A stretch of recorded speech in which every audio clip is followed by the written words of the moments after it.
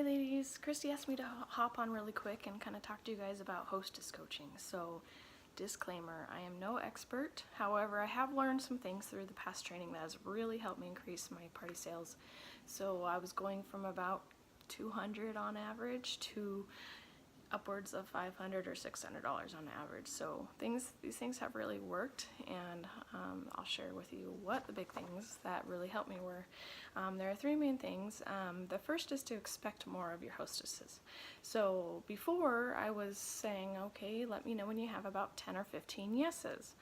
I've changed that. A training that I went to, they told me to expect about 25 on average yeses before you add them to the party.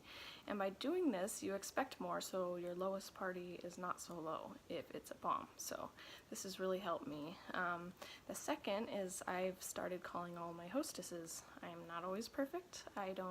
Sometimes I get busy and I don't, but I really do try because I know this makes a huge difference. So I call my hostesses, I get to know them a little bit, and then I kind of explain like how the party works. And then the third thing is to get your hostesses involved. This could be having them post a personal video, having them interact with your guests, and get yourself involved. Go live at least once before, during, or after the party. So those are the three big things that have really helped me. So, hostess coaching. First of all, just give 2 dates. 2 that work best for you. If those 2 dates don't work for them, then give them 2 more dates. Once they've picked a date, then give them 2 times. Keep it simple. Don't leave it open to them and then they pick a date and it doesn't work for you. So 2 dates, 2 times. Once you have that booked, make sure you find out the time zone, because sometimes they're out of your state and that may not work the best for you as well. Or ask them that first before you set your dates. The second thing is right off the bat, tell them about the tax and shipping, so there's no surprises. I sometimes just leave out the $2 hostess fee because it's not that big of a deal. So I also let them know an example. When I had a party, it was over $300, and I tell them that the tax and shipping was anywhere between $20 and $30. So it's not that big. It's not some astronomical fee that they might be expecting. So just let them know that if they get $300, it's not some crazy fee to ship it to them. And then next, set a date to call them. So once you've set that date and you call them, I just pick up the phone and I just say, hey, first thing first, I want to get to know you. Tell me about your life, your family, your job, your hobbies, things like that. Because you don't know these people. Most of the time you're out of your friends and family circle and you don't know them other than a profile picture on Facebook. So get to know them a little bit and then go into telling them kind of how the party works. I always tell them the most important thing is to not mass invite. And I tell them this means that basically you just don't send an invite to the party to anybody that has not responded as yes, they'd like an invite to the party.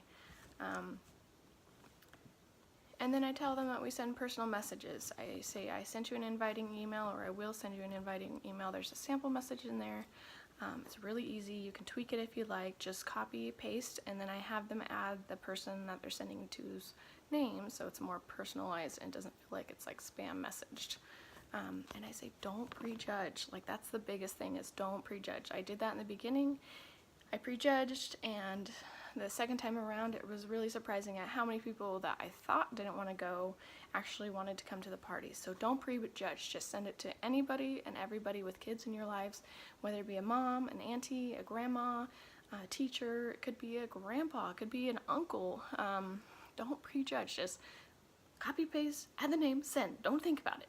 And then this really helps to get the numbers up and just get your party more successful. Numbers are big. Like, if you can, I always tell them, if you can get your numbers between 30 and 40, 50 would be amazing. Your party is going to be awesome. And I say in my past experiences, when they have those numbers, like their parties are about $1,000 parties or $800 parties, and you get a lot of free books. So that's what I want. I say more than anything, I want to get you free books, because that's what I got. I was able to earn over 300, and it's really exciting, and I want the same for you. And then, sorry. And then I say, once you've gotten your 25 yeses, let me know. Well, before that, let me back up. I tell them to keep a list of everybody that responds yes, so it's easier to them. Once I create the Facebook party and add them to it, they just go off the list and invite. It goes really quick. So once you have the 25 yeses, to let me know and I'll add you to the party that I will create for you. I tell them this because I've had a couple hostesses try to create their own party, and I don't want them to waste time on that. So once they've gotten the 25 to 30, I tell them to aim, actually I tell them in my call, to aim for 40 to 50 yeses. And that just makes your party super successful if you can get to that.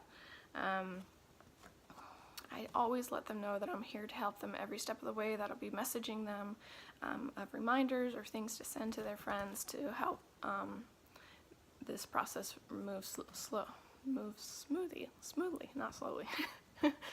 And then a few days after you think they've started, I just check in with them, make sure that they've done it.